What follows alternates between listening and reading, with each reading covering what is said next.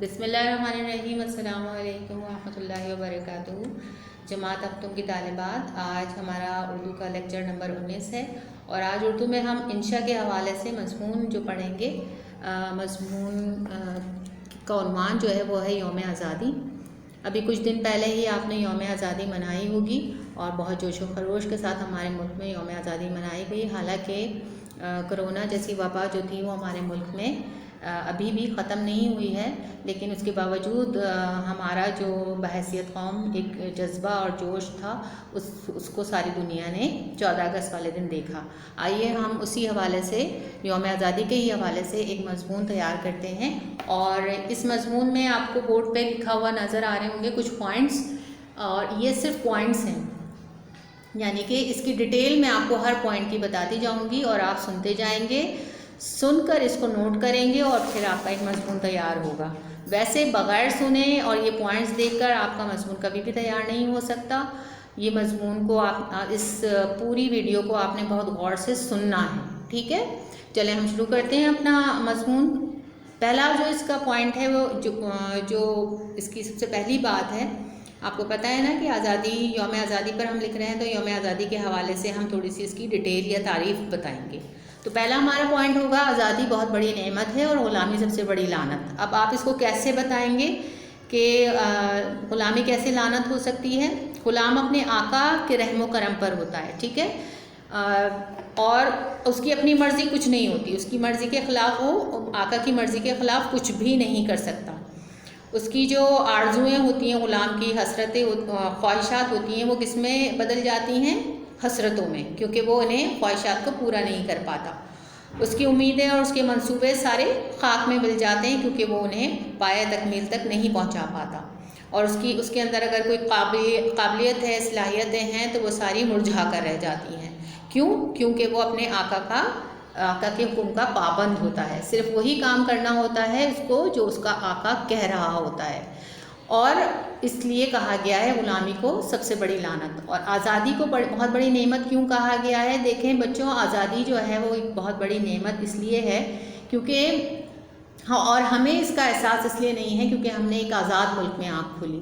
اگر خدا نخواستہ ہم ایک غلام قوم کی حیثیت سے کسی ملک میں پیدا ہوتے جہاں پر کسی اور قوم کا قبضہ ہوتا، تو وہاں ہمیں کتنی مشکلات کا سامنا کرنا پڑتا۔ آج آپ لوگ اس بات سے ناواقف نہیں ہیں، کیونکہ آج آپ میڈیا پر دیکھتے ہیں کہ کشمیر میں جہاں بھارت کا قبضہ ہے اور وہاں بڑی تعداد میں مسلمان ہیں، وہاں کیا حشر ہو رہا ہے مسلمانوں کا، اور اس کے علاوہ فلسطین میں، شام میں، جہاں جہاں ہم دیکھتے ہیں کہ جہاں دوسری قومیں مسلمانوں پر قابض ہیں، وہاں مسلمانوں کی حیثیت کچھ بھی نہیں ہے اور وہ غلامی کی حالت میں کچھ بھی نہیں کر پا رہے۔ تو اس لیے کہا جاتا ہے کہ آزادی بہت بڑی نعمت اور غلامی سب سے بڑی لعنت ہے۔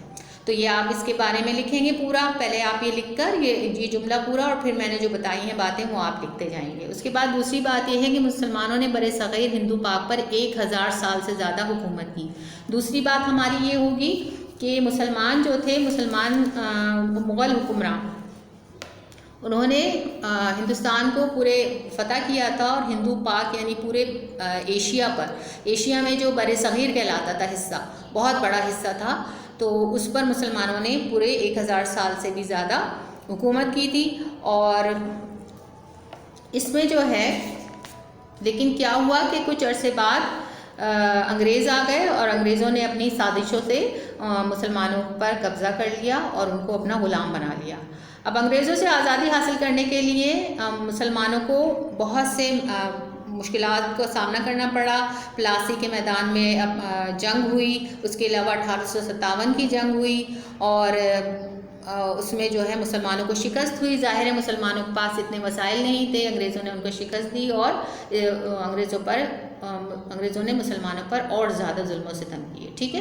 اس کے بعد ان ساری چیزوں کے بعد جب مسلمانوں کو اچھی طرح سے انہوں نے اپنا غلام بنا لیا انگریزوں نے، تو اس کے بعد مسلمانوں کو خداوند کریم نے، اللہ تعالیٰ نے سر سید احمد خان، وقار الملک، محسن الملک، محمد علی جوہر، علامہ اقبال اور قائد اعظم جیسے بڑے رہنما عطا فرمائے، ٹھیک ہے، اور انہوں نے ہی جو ہے انگریزوں اور ہندوؤں کی ہر چال کو مات دی یعنی کہ ان کو اس کو ہر چال کو سمجھ کر اس کو ناکام بنایا اور ہر محاذ پر ان کا مقابلہ کیا انگریزوں کا، اور ڈٹ گئے اپنے مقصد پر، اپنے عزم کے ساتھ، اس عزم کے ساتھ کہ ہم نے پاکستان یعنی ایک الگ ملک حاصل کرنا ہے، اور بالآخر قیام پاکستان کی صورت میں 14 اگست کو آزادی حاصل کرنے میں ہم سب کامیاب ہو گئے۔ اس لیے ہم ہر سال 14 اگست کو یوم آزادی مناتے ہیں۔ 14 اگست 1947 سے پہلے ہم آزاد نہ تھے، جیسے کہ میں پوری آپ کو اسٹوری کی طرح ایک بتا رہی ہوں، کہانی کی طرح، کہ 14 اگست سے پہلے ہم کس سے غلام تھے؟ انگریزوں کے۔ پاکستان کا نام ہماری زبانوں پر ضرور تھا، ہمارے دلوں میں خواہش ضرور تھی کہ ہمارا پیارا وطن وجود میں آئے اور ہم اس میں آزادی کے ساتھ رہیں، اور اللہ تعالیٰ نے ہمیں وہ موقع فراہم کیا 14 اگست 1947 کو۔ وہ بہت مبارک دن تھا، اور آپ کو پتہ ہے کہ 14 اگست 1947 کو اسلامی ڈیٹ کیا تھی، اسلامی تاریخ کیا تھی؟ جی 27 رمضان تھی، 27 رمضان کی رات تھی۔ دیکھیے کتنی مبارک رات کو اللہ تعالیٰ نے ہمیں پاکستان عطا کیا، ٹھیک ہے۔ اس کے بعد یہاں پر آپ یہ بند لکھ سکتے ہیں، لکھیے گا بند ضرور۔ 14 اگست 1947 سے پہلے ہم آزاد نہ تھے، اور ساری باتیں کرنے کے بعد 14 اگست کو کس طرح سے ہم نے پاکستان حاصل کیا، اور وہ اس دن کیا تاریخ تھی، کیا اسلامی تاریخ تھی، تو اس کے بعد آپ یہ بند لکھیں گے۔ آج کے دن آزاد ہوئے ہم، آج کے دن سب دور ہوئے غم، لہرایا آزاد فضا میں چاند ستارے والا پرچم، ٹھیک ہے۔ اب اس کے بعد جو ہے پھر اگلا جو ہمارا پوائنٹ ہے وہ ہے کہ یوم آزادی منانے کا مقصد یہ ہے کہ ہم اپنے رہنماؤں کی ان قربانیوں کو یاد کریں جو انہوں نے اس ملک کے حصول کے لیے دی۔ جو دیکھیں، یوم آزادی صرف یہ مقصد نہیں ہوتا کہ جھنڈے لگا لیے اور چراغاں کر لیا اور گیت گا لیے، یہ سب یوم آزادی نہیں ہے، بلکہ یوم آزادی منانے کا مقصد ہمیں یاد رکھنا چاہیے، وہ یہ ہے کہ ہم اپنے ان پیارے رہنماؤں کو، ان کی قربانیوں کو یاد کریں، ان لاکھوں لوگوں کے خون کو یاد رکھیں جو انہوں نے پاکستان بننے کے لیے اپنا نذرانہ، اپنی جانوں کا نذرانہ پیش کیا اس ملک کے حصول کے لیے، اس ملک کے لیے۔ اور ساتھ ہی ہمیں عہد بھی کرنا چاہیے، ساتھ ہی ہمیں عہد کیا کرنا چاہیے کہ ہم نے جن مقاصد کی خاطر یہ ملک حاصل کیا، جو مقصد ہمارے بزرگوں کا تھا، وہ ہم پورا کریں، آنے والی نسلیں پورا کریں، اور ہم اپنے وطن کی حفاظت اور سالمیت کے لیے کسی قسم کی قربانی دینے سے پیچھے نہیں ہٹیں، بلکہ اس کی ترقی اور بقا کے لیے تن من دھن سب کچھ قربان کر دیں، ٹھیک ہے۔ تو یہ اس کا ایک پوائنٹ ہو گیا۔ اب پھر آگے آپ لکھیں گے دوسرا پیراگراف کہ یوم آزادی قوموں کا اوڑھنا بچھونا ہے۔ اوڑھنا بچھونا کیسے؟ زندہ قوموں کو اوڑھنا بچھونا ہے۔ وہ اس طرح کے جو زندہ قومیں ہوتی ہیں، زندہ قومیں مطلب جو اپنے رہنماؤں کو، اپنے محسنوں کو یاد رکھتی ہیں، وہ کیسے آزادی کا دن مناتی ہیں؟ ہم آزادی کو خوش کرنے کا، ہم آزادی کو خوش کرنے کے لیے چاہے کتنی ہی دھوم دھام سے ہر سال یوم آزادی منائیں، مگر آزادی نہ ملے گی۔ کیسے؟ آزادی چونکہ ایک نعمت ہے، لہٰذا آزادی کی توہین کرنا جو ہے وہ کبھی بھی آزادی اپنے توہین کرنے والوں کو معاف نہیں کرتی۔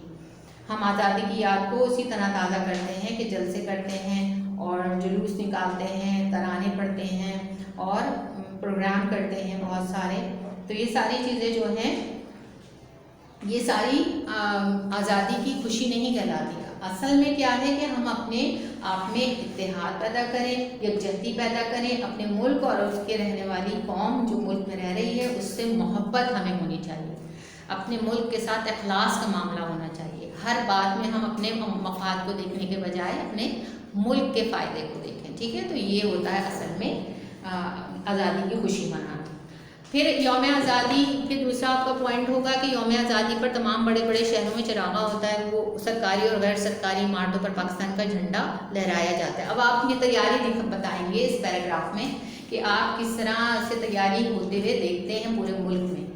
آپ کو ابھی بتایا میں نے 2 لفظوں میں، 2 جملوں میں کہ کس طرح سے ہوتا ہے، اس کے آگے آپ کچھ اور اضافہ کر سکتے ہیں کہ عمارتوں اور سرکاری دفتروں کو رنگا رنگ خوبصورت جھنڈیوں سے سجایا جاتا ہے، بازاروں، شاہراہوں اور چوکوں پر بانی پاکستان کی تصاویر لگائی جاتی ہیں، اور اس کے علاوہ اخبارات قیام پاکستان میں، اخبارات میں کیا آتا ہے، قیام پاکستان، تحریک پاکستان، آزادی کے موضوع پر رنگین تصویریں اور ایڈیشن مضامین وغیرہ آتے ہیں۔